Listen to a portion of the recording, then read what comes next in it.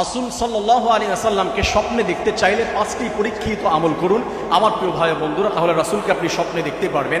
রাসূলুল্লাহ সাল্লাল্লাহু আলাইহি ওয়াসাল্লামকে যদি কেউ স্বপ্নে দেখতে পারে তাহলে তার জন্য আল্লাহ রাব্বুল আলামিন জান্নাতকে ওয়াজিব করে দেয়, জাহান্নামকে হারাম করে দেয়। আমার প্রিয় ভাই বন্ধুরা, তা প্রত্যেকটি মুসলমানদের কলিজার স্বপ্ন হচ্ছে যে জীবনের পরে একবার হলেও রাসূলকে যদি স্বপ্নে দেখতে পারি, এটা হচ্ছে আমার সবথেকে বড় দুনিয়ার পাওয়া। আমার প্রিয় ভাই বন্ধুরা, আমরা সবাই চাই রাসূলকে স্বপ্নে দেখার জন্য। তার জন্য আমাদের যেটা করতে হবে, ফার্স্ট আমাদের করতে হবে সর্বদা দুরূদ পাঠ করতে হবে।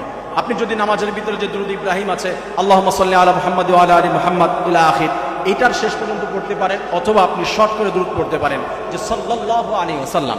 আপনার সবসময় দুরূদ পাঠ করতে হবে, যেমন করে আল্লাহ তাআলা বলছেন ইয়া আইয়ুহাল্লাযীনা আমানু সাল্লু আলাইহি ওয়া সাল্লিমু তাসলিমা, হে আমার ঈমানদার বান্দারা তোমরা রাসূলের শানে দুরূদ পাঠ করো।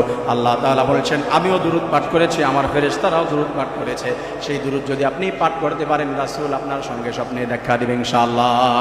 আমার প্রিয় ভাই বন্ধুরা, এরপরে 2 নম্বরে আমরা যে আমল করব সেটি হচ্ছে রাতের বেলা ঘুমাতে যাওয়ার পূর্বে 2 রাকাত আমরা নামাজ আদায় করব। 2 রাকাত নামাজ আদায় করার পরে আমরা রাতের বেলা ঘুমাতে যাব, রাসূলের সুন্নাহ মেইনটেইন করব।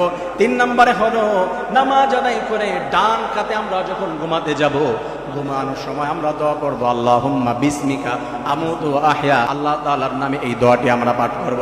4 নম্বরে হলো রাসূলুল্লাহ সাল্লাল্লাহু আলাইহি ওয়াসাল্লামের নামে দুরূদ পাঠ করতে থাকবো রাতের বেলা শুয়ে শুয়ে।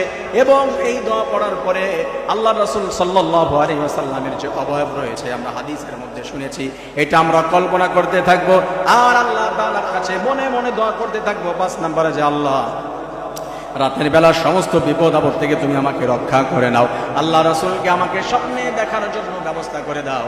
আল্লাহ রাসূল সাল্লাল্লাহু আলাইহি সাল্লাম জানিয়ে দিয়েছে আমার উম্মত যদি পরিপূর্ণভাবে আমার সুন্নাহগুলো অনুসরণ করতে পারে, আল্লাহ রাব্বুল আলামিন তার সঙ্গে আমার সঙ্গে দেখা করার ব্যবস্থা করে দিবেন ইনশাআল্লাহ।